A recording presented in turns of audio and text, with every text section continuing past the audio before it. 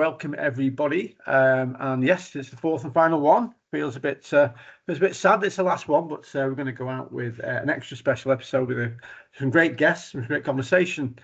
So we're going to kind of tie together everything that we've talked about so far. But first of all, let's kind of introduce our guests. John Ballantyne, please. What a pleasure to have you. Please tell us a bit about yourself. Well, great. Thanks for having me. I look forward to a productive hour and listening to your other guests and having some good exchanges of information. So I work for the Port Authority of New York and New Jersey. It's a critical infrastructure agency managed by the states of New York and New Jersey. We have, amongst our other assets, we have airports, LaGuardia, JFK, and Newark, and a couple other regional airports. We have the World Trade Center complex, which is an extensive set of buildings in the campus, including Freedom Tower. We have the PATH commuter subway system, connects New Jersey to New York City. We have a couple of tunnels, a whole slew of bridges, including the George Washington Bridge, which I believe is the busiest bridge on Earth. We have a series of marine terminals as well. So we have an extensive set of infrastructure that serves 6 million people a week and a economic area of about 30 million people. I think that's fair to say. You've got a very high stakes position there, John. I look forward to asking you lots of questions around that. And onto that, Richard, you joined us this week as well. Welcome. Would you like to introduce yourself? Yeah, thanks, Tom. So clearly not nearly as an impressive role and responsibility as John. I lead the OT team here at E2E. Joined fairly recently, have a background working for lots of different cybersecurity vendors, and over the last few years been helping organisations across manufacturing, healthcare, utilities, C&I, with some of the challenges that John has within his organisation. But yeah, I'm here to lead the team at E2E as we continue to develop our solutions in the OT space. Great stuff. Yes, and for those who don't know me before, I'm Dominic Carroll. I'm the Director of Portfolio Marketing at E2E Assure.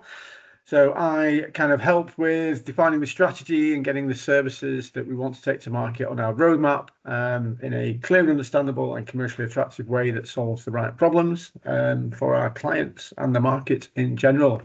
So let's move on to where we're at in the series. So we have kind of run through various levels of maturity over the course of this series. We've had some great guests with Ed Sully, we've had Ian Anderson and Simon Hodgkinson sharing their expertise in specific areas. So we've gone through the whole importance of understanding your assets, how you go about discovery, baselining, and how that supports your anomaly detection and alerting at a kind of foundational level, moving then through in terms of how you move up the chain into advanced threat detection in the OT world, and kind of getting on top of that and kind of making sure you can see everything and alert everything, being ready for that in the protection space with tablespoon exercises, and kind of getting your vulnerabilities manageable in a way that makes sense in a way in the OT world, which we discussed in depth how that differs greatly from the kind of the IT side of things. And today we're kind of going to look a bit more about how we kind of bring all that together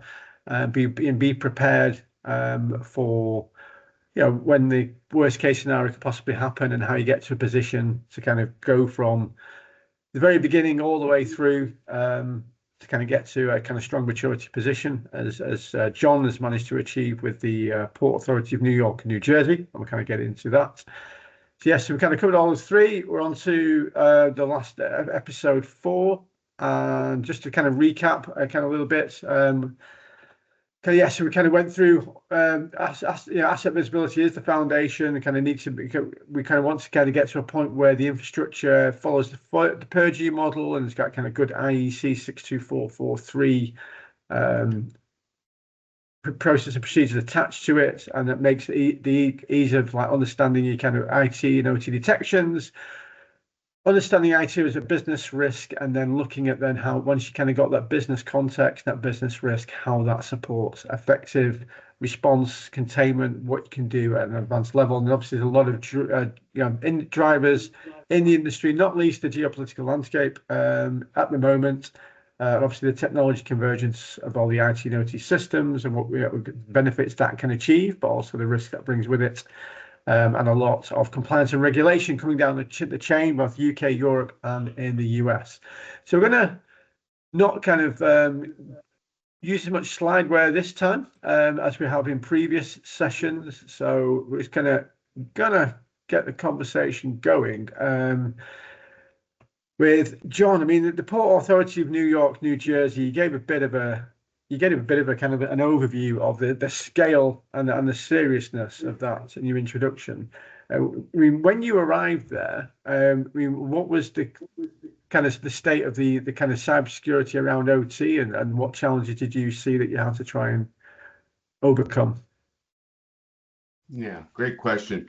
When I first arrived, I was the person that began the OT security program at the Port Authority, and at that time, OT security was just sort of an afterthought to the IT security program. So there were occasionally some specific risk identified and some attempts to ameliorate that risk and even to remediate that risk. But it was a very disjointed kind of approach. There was no centralized accounting for the risk or the remediation activity. So the first thing that really struck me was just the diversity of the operating ecosystem that we had.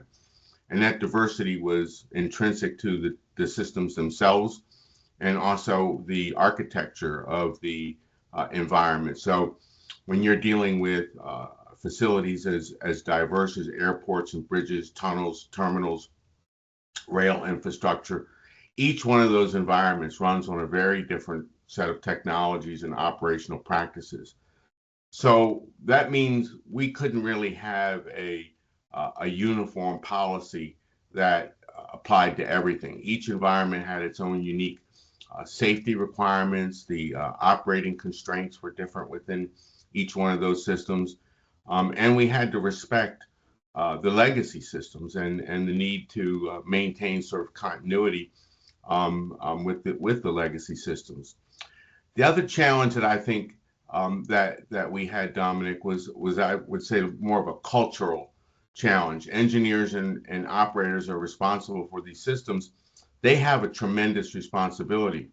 They're running infrastructure that millions of people depend on every day. So when someone shows up talking about cybersecurity controls, their natural reaction is going to say, is this going to disrupt operations? Are you going to put us in peril? So the real starting point for me was building trust and alignment with those operating and engineering teams. So that meant adopting their language and their nomenclature for the systems, framing cybersecurity not as an IT mandate, but as a component of operational resilience, something that they could relate to.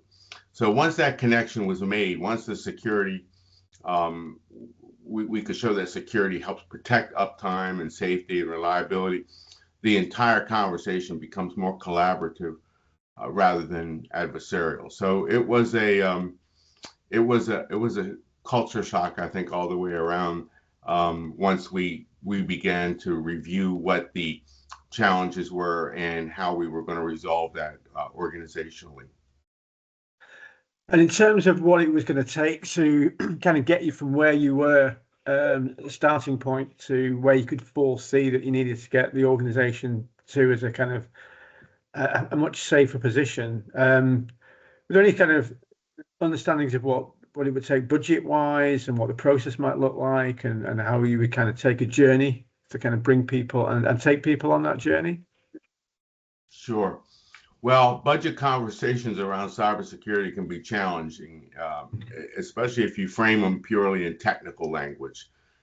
Executives and operational leaders, they don't necessarily connect with those type of discussions, even when you kind of evolve those discussions into talking about vulnerabilities or threat indicators. But what they do understand is operational risk and impacts. depending upon your organization. That could be financial impact or others. In our case, we measure risk. We measure it by human life because of the nature of our system. So a story I like to tell folks is when I first came on board to the Port Authority, and I was asked about what kind of budget I would need going forward. And I remember that conversation very clearly to this day with with my then boss. And the conversation was something like this: how much money do you think you'll need? And I said, I believe it was $2 million that I would need to staff and execute an effective program going forward over the next, I think, 12 to 24 months.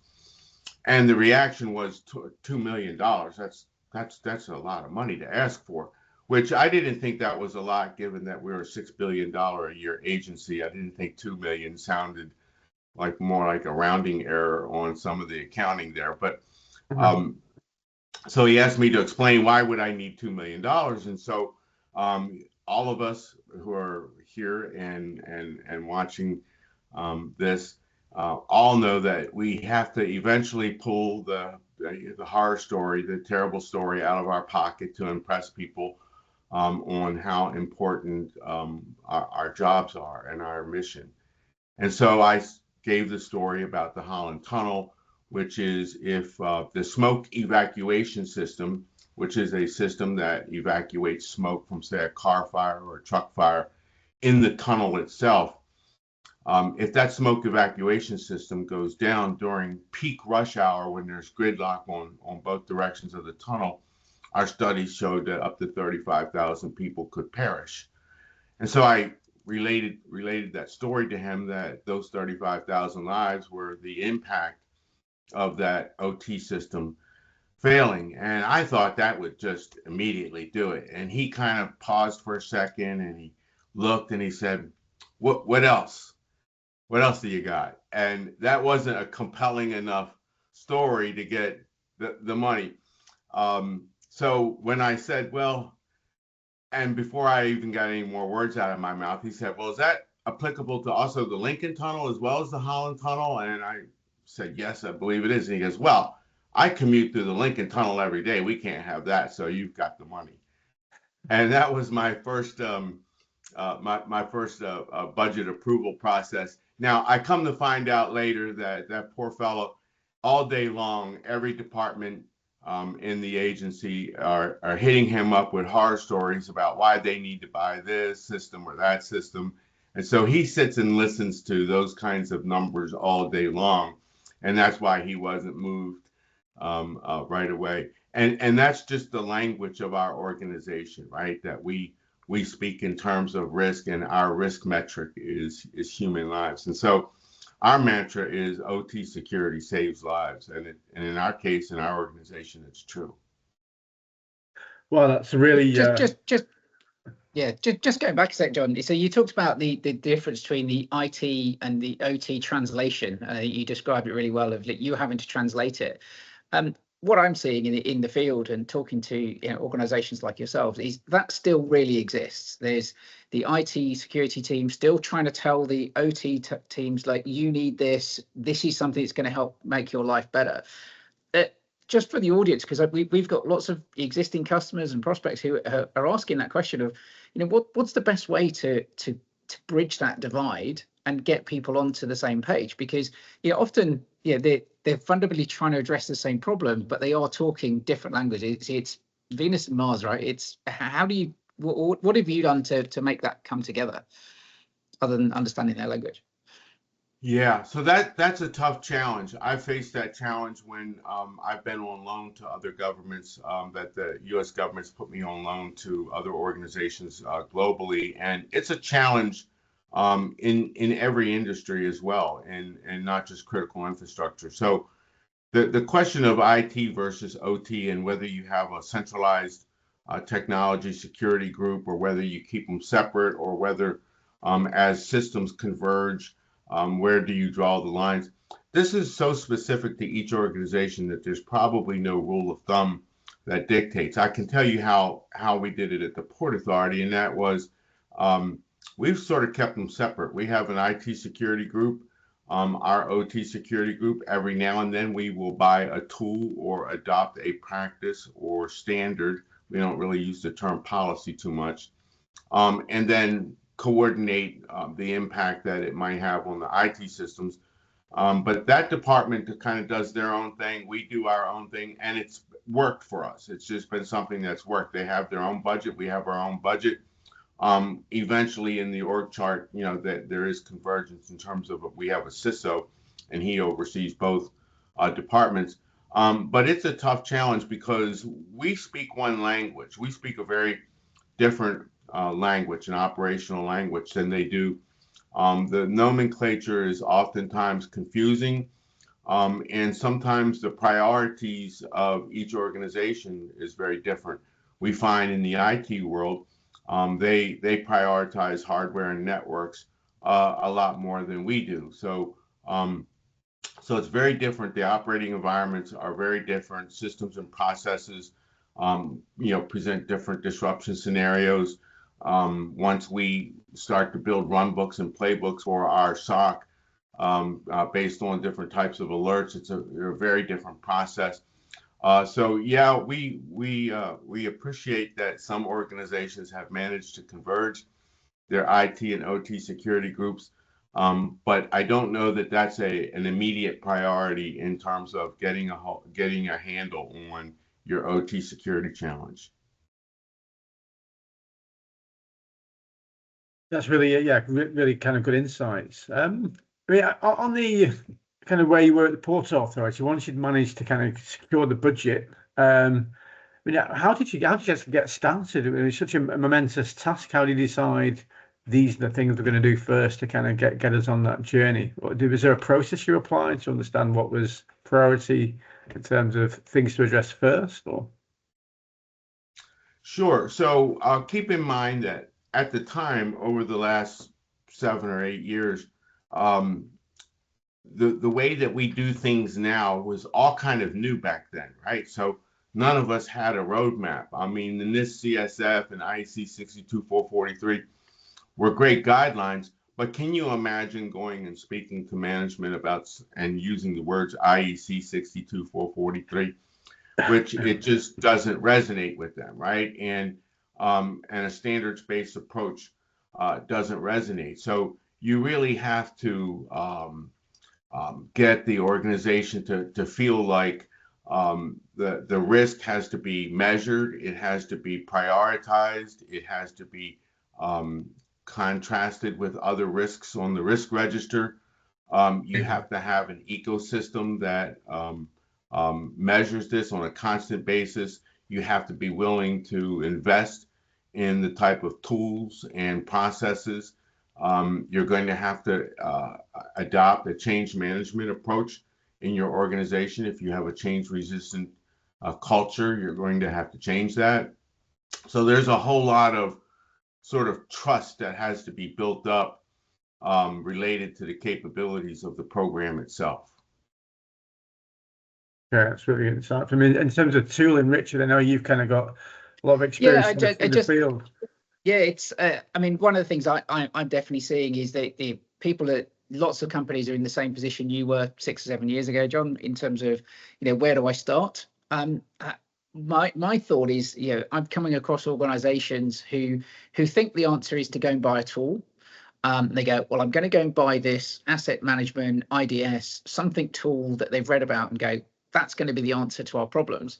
And they're not thinking about the whole picture. And I think I'm seeing this kind of more enlightened ones going, like you were saying there, what is the roadmap of what we're trying to achieve? Do that first. And I think this is some of the things we talked about on the first webinar series with Trinity as a partner of ours, where they help organizations do that, establish the ground rules. I guess what's your thought process on, how important is to lay the foundations before buying a tool? What's your thoughts on that? Sure. So, excuse me. So when we began our process, I was just personally overwhelmed by the number of systems that I was finding out about by happenstance. So I'd have a meeting in one of the departments, and folks would come in and they'd start talking about systems I hadn't heard of, hadn't heard from anybody else that we even had And so it became apparent that having visibility into what we actually have on the ground, whether it's interconnected via the wide area network, or whether they're isolated systems, whether they're legacy systems, systems that had a high criticality, systems that had medium or low criticality. Just the sheer amount of information that we had to be able to process dictated that a manual-based approach wasn't going to be effective in moving towards our target, solving our challenge. So we knew that we were going to have some automated approach to this. Now, there's really a couple of ways to approach that theoretically. One is to buy a tool and implement that tool, and the other is to find somebody else who has their own tools to come in and do the work for you, and kind of, get that foundation of, visibility into the systems, what you have, how vulnerable they may be, what their behavioral characteristics are within your environment, validating their business functionality and what have you. And so we kind of took the approach, we took a different approach. So based on my experience, I had worked on a project in Europe previously. I had assembled a list of about 400 technical, organizational, financial questions about the OT environment. 400 questions that I didn't know the answer to, or I thought I might know the answer to. And I went around to all the different stakeholder organizations within the Port Authority, and that included legal, procurement, not just the operational, but across the entire organization. And I went and asked them if they knew the answers to any of these questions, or if they would like to know the answers. And from that list of 400 questions, we assembled a list of about, I think it was 262 questions that someone somewhere in the organization needed to know the answer to. And so what we decided in our case was that a OT monitoring tool for us would help solve a lot of those questions, would resolve a lot. And so we used that as a sort of a data request, and we sent it out to a half a dozen different vendors, and then waited for the answers. It was a shock, I think, to most vendors to get a data request with 262 questions, and it wasn't exactly well received. So fortunately, we have a large organization, and as a customer, we would present ourselves as a very viable large customer. But we did get answers from several organizations, and we were able to contrast the tools specific to our environment, specific to the answers that the different stakeholders in the organization were looking for. Now, the vast majority of those questions were technical and operational, but it did include, like I say, legal, procurement, insurance, you name it. It just was a large number of questions.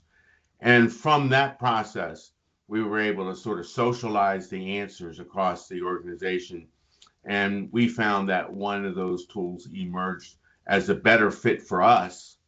Not that they're the best tool or anything like that, but a better fit for us and what our needs were, based on that sort of socializing and coordinating across the organization. So we started with that tool to give us the visibility, and we consider that the foundation of our program. So we built from there. Once we had that, then we were able to build a whole lot more security functionality within our program. Sure, and and I've seen similar approaches taken, and I definitely concur with you, which is that whole piece of, if you don't know what you have, how are you going to protect it? One thing we're seeing, and I'd love to get your thoughts on this, is that there's been a sort of explosion of tools, from asset management, so discovering what you have, through to vulnerability, threat detection, threat intelligence, and then compliance. And what we're starting to see here is actually people trying to think, well, can we pull all those things together? So can actually we look at like live compliance within a tool? We had somebody recently, and they were saying that they do the asset management in one tool, they do this sort of vulnerability threat assessments in another tool, then they do compliance somewhere else, and there's like all these manual steps. and then they expect the SOC to be able to understand everything that's going on. So I think there's this kind of real convergence going on within the space that we're seeing, the feedback we're getting from our clients.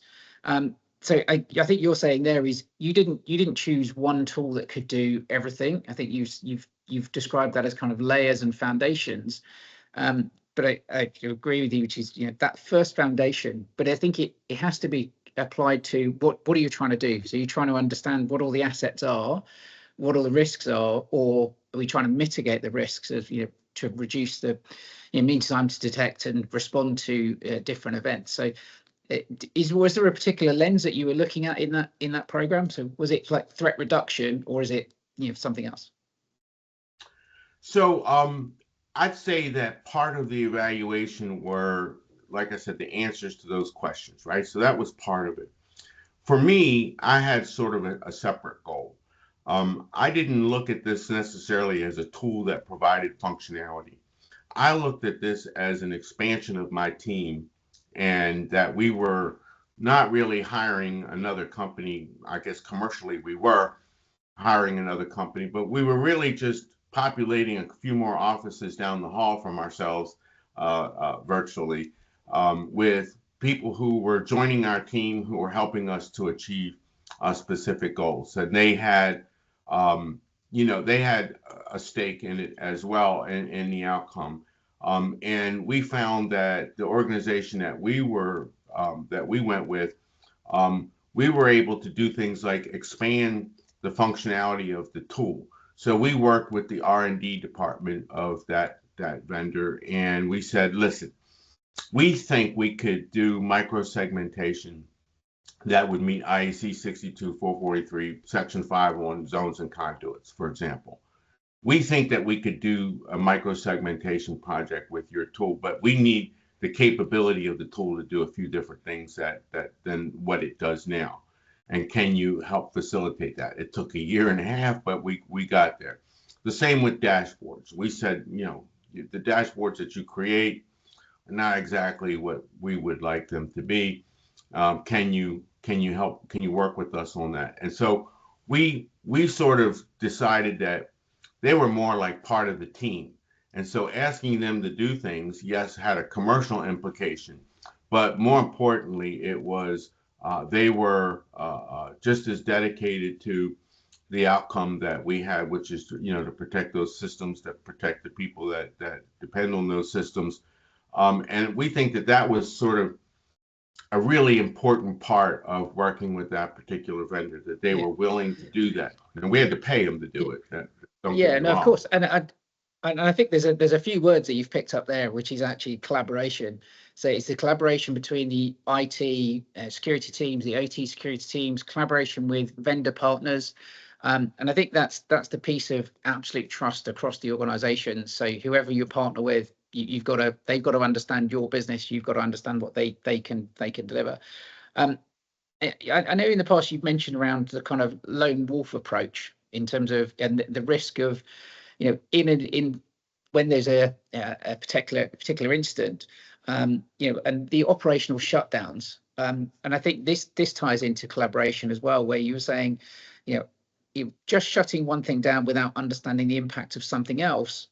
A plant manager or somebody just saying, well, panic, I'm going to close something without understanding the wider impact. Is, maybe if you talk around that about, the collaboration within your business to make sure everybody understands the impact of one action on the other, so that you don't become a lone wolf making actions that have a consequence. Yeah, that's a great question, and that's a continuing challenge, right? That's from a management standpoint. I'm attending team meetings or various team meetings, and I'm and I have an ear for that when I'm listening to the teams talk about what they're doing and how they're progressing towards their goal. But one of the biggest lessons that I learned in OT security is that we can't approach our work as a siloed activity. There has to be a sort of a synchronization ethic amongst the people who are working on it. So working independently from operations and engineering just creates unnecessary risk, right? So we have to interconnect we have to connect the people with the physical processes, with the decisions that we have to make from a cybersecurity standpoint. Um, some of the resilient organizations that I've talked to and I've asked about how they achieve success were how did they share that responsibility across disciplines? How did they ensure that vendors were comfortable contributing their expertise in an organization where that would be applied pretty much on an immediate basis. But essentially, we built what I would call a collaboration model to ensure that all the security controls that we aim for, which is the NIST CSF version 1, I guess version 2 nowadays with the governance piece of it. But we want to make sure that they support our operational goals and don't disrupt them. So we don't want to put in place policies or standards and guidelines that inadvertently hamstring or limit the capability of the operating teams to be able to use creativity to address the operational constraints that they have. So we like to say operational resilience is a team sport. Everyone's responsible for participating in the security conversation. And when that happens, then security solutions become safer and much more sustainable on a long-term basis. Great, thanks. Dom, over to you. Yeah, no, just, I guess on that part, I guess part of that conversation was running tabletop exercises. Be interested to know something on the scale of the kind of the Port Authority. How did you kind of bring all those stakeholders together to kind of participate in something where there was so many interconnected, potentially knock-on effects of and such complexity with such high impact? Yeah, it's a constant challenge, right? So, what we're doing now, in fact, is trying to address that at more of a systemic basis. So, for example, this year we're rolling out system owner training, and we're rolling out layers of that. So, sort of basic system owner security training, and then sort of more of an advanced hands-on model where we're actually taking our system owners into lab environments and demonstrating cybersecurity things to them at that lab level. So we're developing that this year, and in the long term, we hope to have what we consider to be certificated OT system owners, certificated in the security of their system. So if you're going to be an OT system owner and you're going to have that responsibility, some of our system owners are responsible for the operating, technical, engineering, and what we just sort of generally call business aspects of the underlying systems. And then some of that's distributed. So a particular system could have multiple system owners, could have a business owner, a technical owner, but we're trying to get all of those folks in alignment, and we're going to use a training program to help do that. So we're partnering with a university in New York City, where we're located, and working with them in their cyber range lab to provide us with the means to do that. That enables us to have sort of cross collaboration within our group itself, right? So getting the rail people to talk to the aviation people about the different systems and how they approach things fundamentally and systemically, we think the training will help us to achieve that. Our big project this year that will achieve sort of a greater degree of collaboration is our disaster recovery program. We have found that on the NIST CSF, we're doing really good on detect, protect, identify, and respond. We have our own internal 24/7 SOC with a serious set of tools available to them. But on the disaster recovery side, we found that we have a real gap in our ability to assure that the systems would be back up and running in a reasonable, predictable time that that the different metrics associated with each system needs to have. So we are focusing our team efforts all on those two programs this year, in addition to all of our ongoing security operations as well. And we think that having them work together, having them cooperate, collaborate, we think that that's how those programs will succeed. That's really, really interesting because, what I've noticed a lot in the industry and kind of various kind of studies I've done is that in a lot of kind of enterprise organizations, they'll have a business continuity disaster recovery program. It's all very IT focused and they'll talk about recovery point objectives. But the cybersecurity aspect doesn't really feed into that risk management part of it. So you got cybersecurity over here, looking at kind of what, how they'll respond when an incident happens. Business continuity, thinking about things like floods and fire and having to evacuate, etc. But the two are not necessarily joined up. And it's kind of it's a mantra I've been putting into some of the work I've been doing about that kind of risk management aspect of business continuity, disaster recovery, cybersecurity, and the kind of OT security should be integral to that, because that's a major thing that can really affect things going down, things not being available, and when it's completely unexpected because you've not done the kind of the tabletop exercises, you've not had access to attack simulation technology to kind of run through these things. It can kind of catch a lot of organizations off guard, and we've seen that in the UK recently with some major attacks where it's kind of hit the IT supply chain, which has stopped the operational technology production line, had massive economic consequences. So I think the thing you've touched on there, John, and very few people talk about it, which is system owners. I think that's if anybody takes anything away from this session today, is that piece of like, who does own these particular systems? So whether it's a production line, whether it's in your instance, somebody that looks after a toll booth, or you talk about the smoke suppression systems. I know you look at ice detection on bridges and all those sort of things. It's people understanding that what is it they own, and it's not just something that's in the environment that they're checking whether the lights are flashing and the rest, but they have ownership. And I think that's a really key point in terms of who owns what. It's a huge challenge for lots of organizations to work that out. And so there's lots of tools that can say, here are all your assets, but if they don't align to a particular part of your business, you can't visualize it, you can't see it, and people don't understand that they're responsible for it, then it's like in the instance of your DR plan, who are we going to call, how are we going to do it, all the rest of it, and then I'm responsible, somebody needs to be responsible for it. So I'd love to hear more, and hopefully you're going to publish your findings of this training exercise with the university, because I think we could all learn a huge amount from that.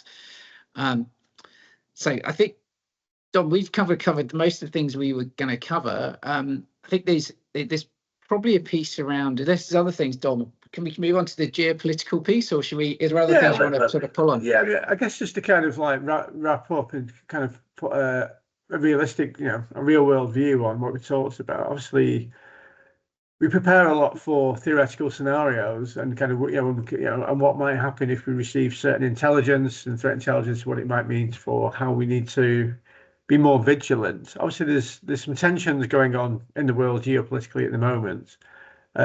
In terms of what that means for your organisation, advice you might provide to other organisations out there, John, do you have any thoughts around what they might need to consider? Because there's kind of announcements going on from our National Cybersecurity Centre that business needs to be more vigilant.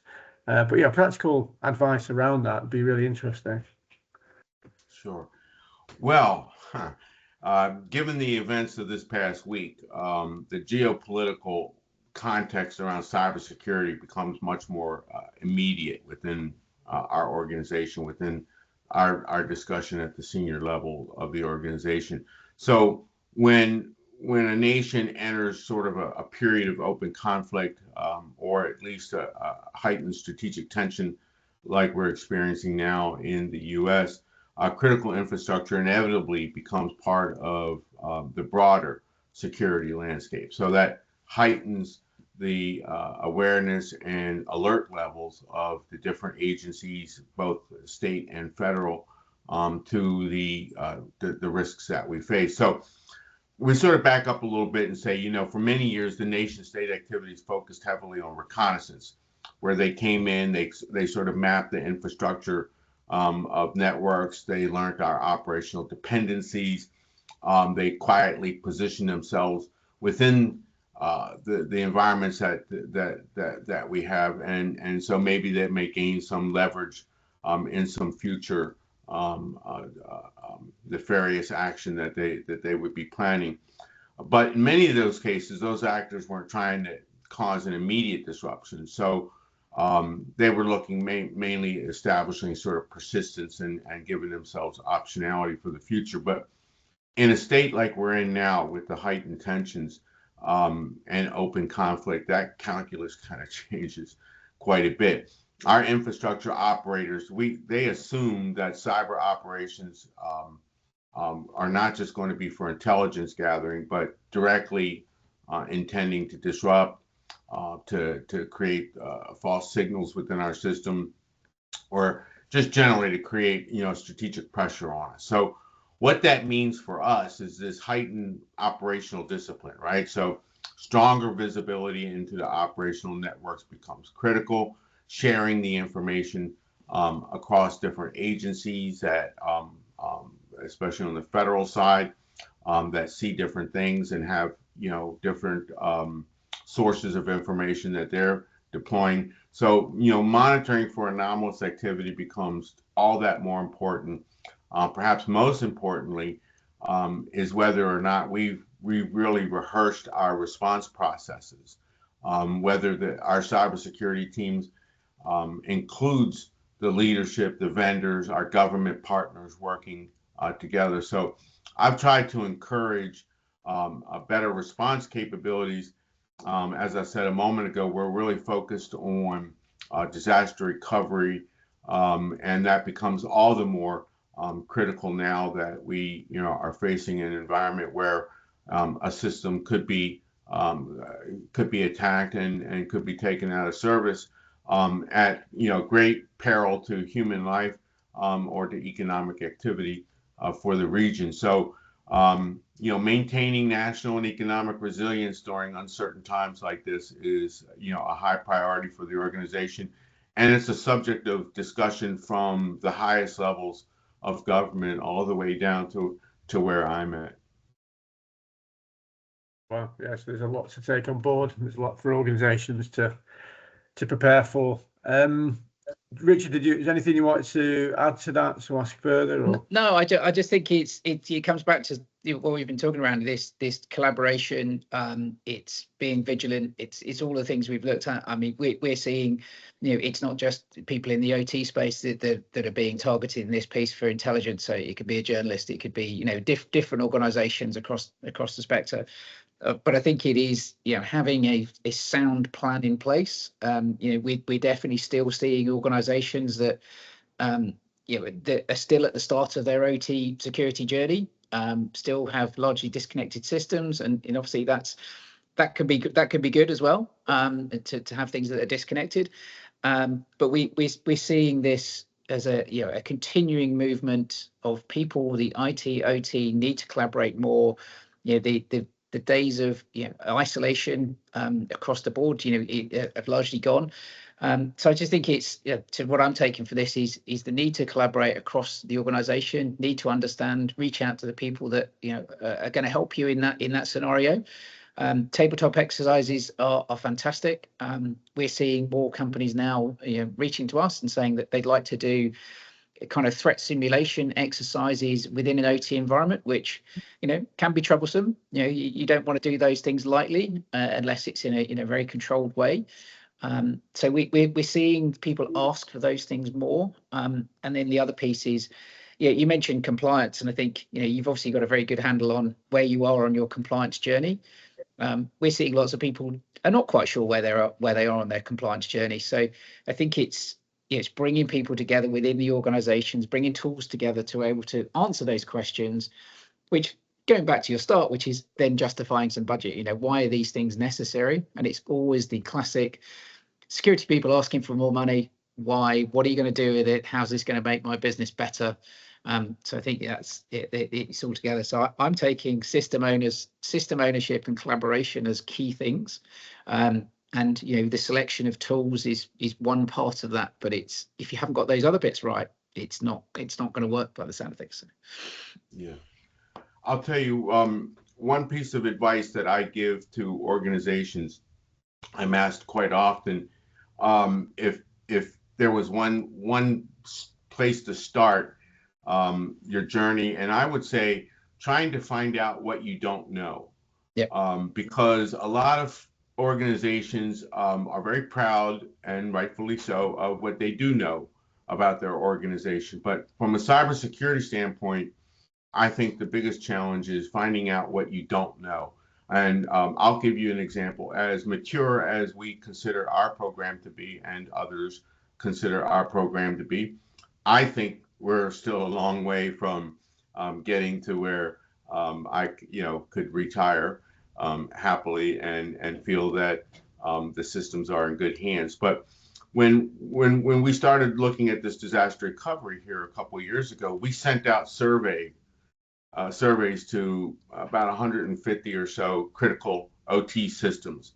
And we asked them simple questions like, do you know the maximum tolerable downtime of your system? Now, I know that's a metric, but it's not real complicated in our world, right? Maximum tolerable downtime. Do you know how long your system can be down, or what that number is? Now, that could be a business number, that could be an operational number, it could be a technical number, it could be whatever the basis is. But do you know that?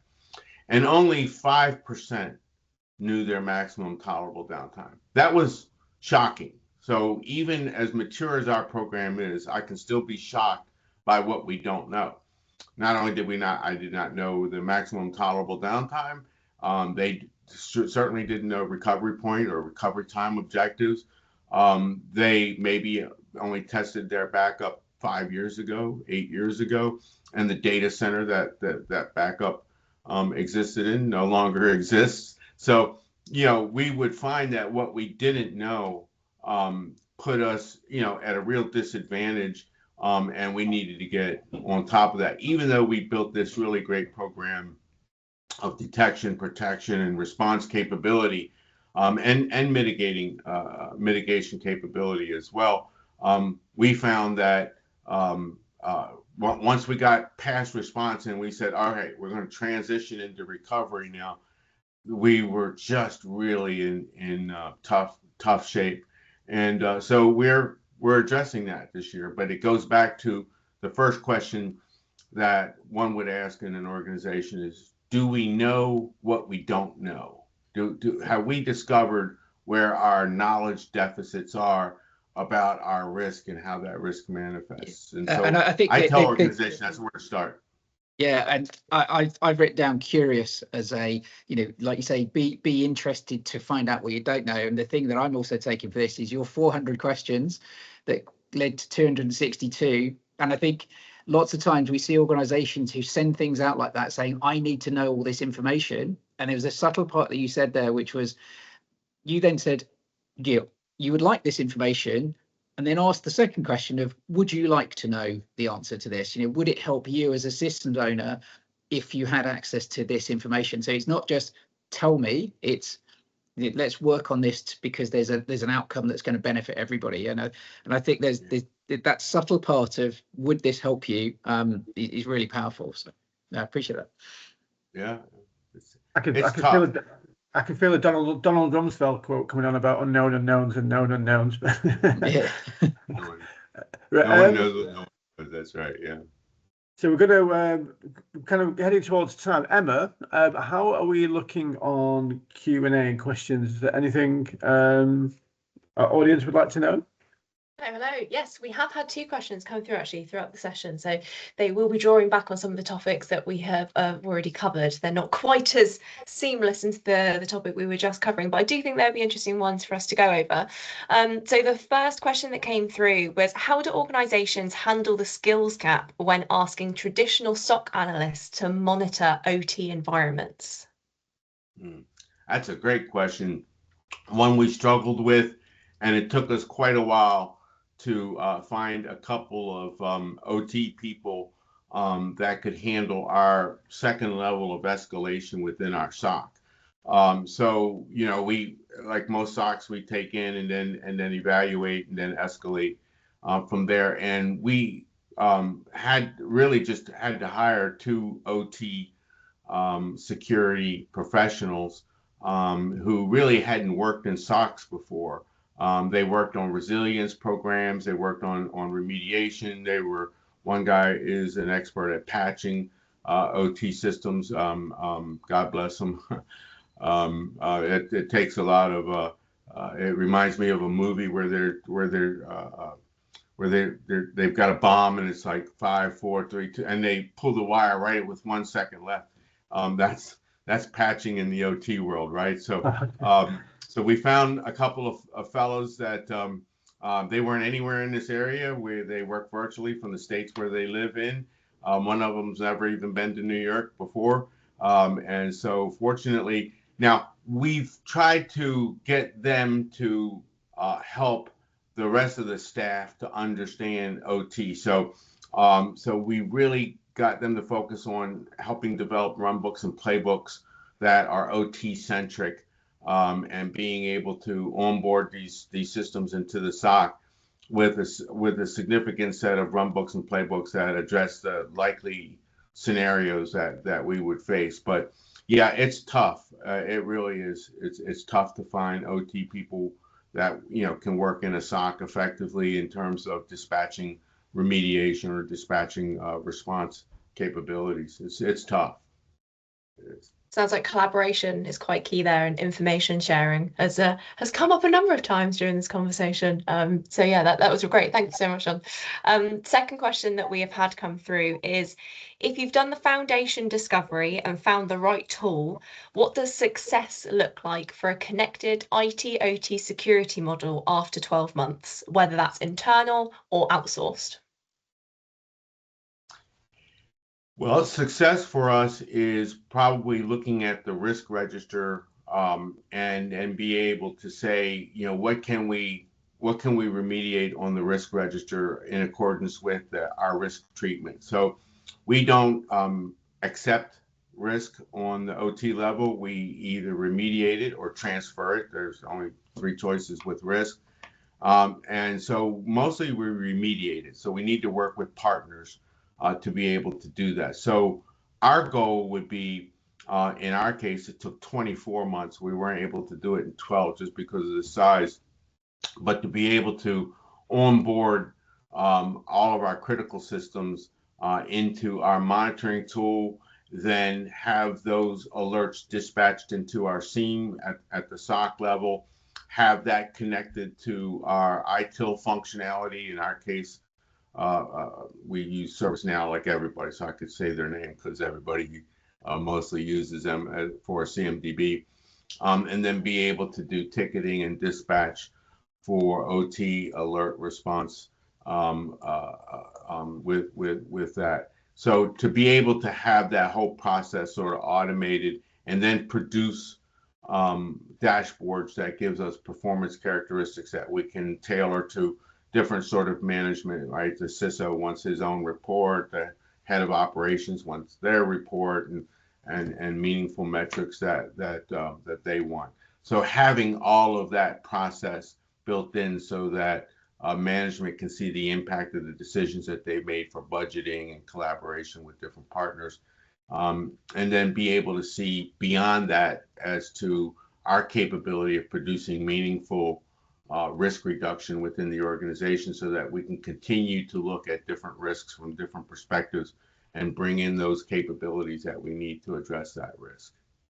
Great, thank you. From your experience, John, if there's an organization that also had the additional pressure of needing to meet regulatory requirements, how would they then look at implementing that as part of that 12-month program as well? Or is that too soon? Is 12 months too short of a period to be hitting those regulatory boxes as well as all the operational boxes? Yeah, so we have regulated and facilities and systems, and it's tough because, you know, you build a program that does a certain thing, and then a regulator comes along and says, yeah, but we want you to do things a certain way that produces a certain outcome, and we want you to document it in sort of the way that auditors require evidence to be produced that you're in compliance. All of a sudden, you're spending time and money sort of reconfiguring things that you do to produce that audit evidence that you're in compliance. And that's a lot of time and attention away from it. I mean, it would be nice if the regulators came in, took a look at our program and said, geez, you're doing everything great, and we'll come back and check with you in a year, instead of issuing 12 regulatory requests that have 22 subparts to each one, and we got to produce 600 pages of documentation showing that we're in compliance with something that we do just sort of routinely, and that we could convey to them in a 1-hour meeting like we have here, right? So it is tough, but they have a job to do, because they're not going really after us. They're going after the organizations that have not addressed that risk, and they have the public, or they have critical infrastructure at risk, and they're not doing the things that they should be doing. So I get that they have a job to do. Regulators have a job to do. But oftentimes for a mature organization like ours, it's a distraction. That's great. Thank you so much, John. And I think we're pretty much at time. We've covered all of our questions.